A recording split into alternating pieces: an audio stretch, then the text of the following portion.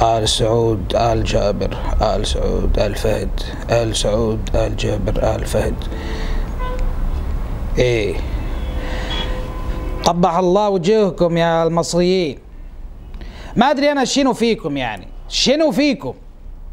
يعني هذا تسوون ضجة على هذا اللي اسمه أحمد الجيزاوي، هذا تقولون احنا قبضنا عليه وما ادري شنو. شنو فيكم انتوا تدرون شنو سوى هذا أحمد جيزاوي؟ انتوا تدرون شنو سوى؟ هذا أهان مليكنا، أهان مليكنا. منو انت يعني؟ منو انت يا أحمد الجيزاوي يعني تهين مليكنا؟ انت أمريكي ولا إسرائيلي ولا فرنسي ولا شنو عشان تهين مليكنا يعني؟ ها؟ ما تدري انت، ما تدري مقامك، ما تدري انت، ما تدري منو انت يعني؟ ايه والله انا ما ادري يعني. يقولون هذا رفع قضيه على مليكنا المحبوب. شنو انا ما افهم يعني يعني ايه يعني؟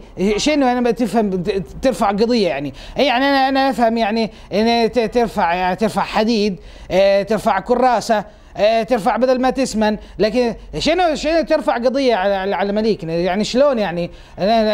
ما أدري. وبعدين تقولون قبضنا عليه في العمرة. انتم ما تدرون ان النبي منعوه كفار قريش انه يعتمر؟ شنو يعني تقصدون؟ يعني تقصدون ان احمد جيزاوي احسن من نبي؟ ها؟ تقولون احسن من نبي ولا تقولون احنا احسن من كفار قريش؟ احنا ما نتبرى من تاريخنا مثلكم. ها؟ ما نتبرى من تاريخنا، احنا تاريخنا وتراثنا محفوظ. انتوا ما يكفيكم هذا الريال مالنا هذا مبارك المسكين، انتوا تودونا الحبس الحين وتحطونا في هذا فندق ترى. شنو فيكم يعني؟ شنو هو سوى يعني؟ شنو سوى يعني؟ قتل شويه وسرق شويه، شنو سوى عشان تبهدلوه؟ بعدين الجلاد يجلده 20 جلده. اعتبروا ابوه يعني، اعتبروا ابوكم. والله انتم شعب والله ما تستحون، والله ما تستحون يعني. احنا ندعم الثوره المضاده يعني.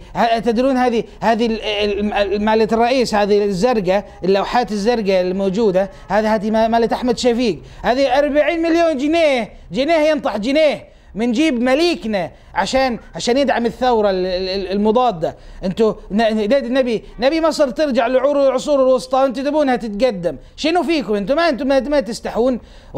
والله كبرتوا الحين يا مصريين وتقولون احنا نقبض على فلان ونقبض على فلان. يلا غوروا، ما والله غوروا مو فضيلكم. يلا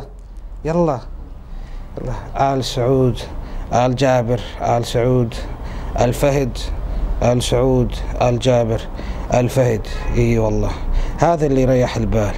آل سعود، آل جابر، آل فهد، آل سعود، آل جابر، آل فهد، آل سعود، آل جابر، آل فهد.